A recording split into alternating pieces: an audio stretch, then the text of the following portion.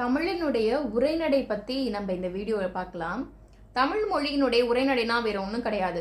இதுக்கு முன்னாடி வரைக்கும் செயல் வடிவத்தில் இருக்கும் தமிழ் மொழியானது. இப்போ நமக்கு உரைநடை வடிவில் வந்திருக்கும். அது என்ன உரைநடைனா, நமக்கு படிச்சோன்னா புரியுது இல்லையா? ஸோ உரைநடை நம்ம பேசக்கூடிய உரை.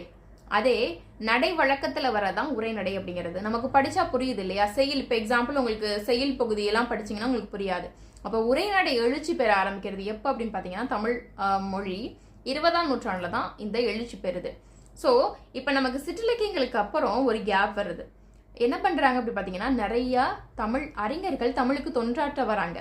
வீரமாமுனிவராக இருக்கட்டும், ஜியு போப்பா இருக்கட்டும், இவங்கெல்லாம் தமிழ் மொழியை வீரமாமுனிவர் லத்தீன்லையும் ஜியு போப் ஆங்கிலத்திலையும் மொழிபெயர்க்க ஆரம்பிக்கிறாங்க. இந்த மொழிபெயர்ப்பு அப்படிங்கிறது ரொம்பவே முக்கியமானது. ஏன் அப்படின்னா, இந்த மொழிபெயர்ப்புனால தான் நம்ம தமிழ் மொழி பற்றி மற்றவங்க தெரிஞ்சுக்க முடியும். அப்போ தமிழ் மொழியினுடைய சிறப்பு மேம்படும் அப்படிங்கிறதுக்காக மொழிபெயர்ப்பு செய்கிறாங்க.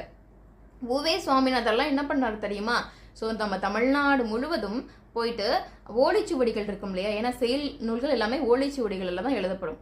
அந்த ஓலைச்சுவடிகள் எல்லாத்தையுமே ஒரிஜினலை காலால் நடந்து கால் தேய அவர் என்ன பண்ணியிருக்காரு, தேடி எடுத்து வச்சிருக்காரு. அதனால தான் உவே சுவாமிநாதர் நூலகம்னு சொல்லிட்டே சென்னையில் இருக்கு.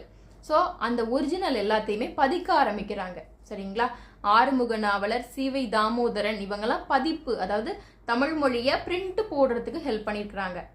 ஒரிஜினல்ல இருந்து பிரிண்ட் போடுறாங்க. அப்பதான் நமக்கு நிறைய நூல்கள் வந்து தெரிய வரும் அப்படின்னு சொல்லிட்டு. ஸோ அப்போ எவ்வளவு எல்லாம் எஃபோர்ட் போடுறாங்க பார்த்தீங்களா?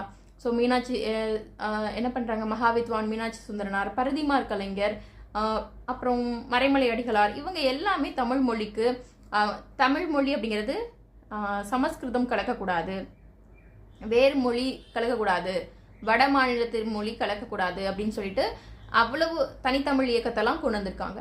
அப்போ தமிழுக்கு நிறைய கான்ட்ரிபியூட் பண்ணியிருக்காங்க இந்த லீடர்ஸ்லாம், இந்த தலைவர்கள்லாம்.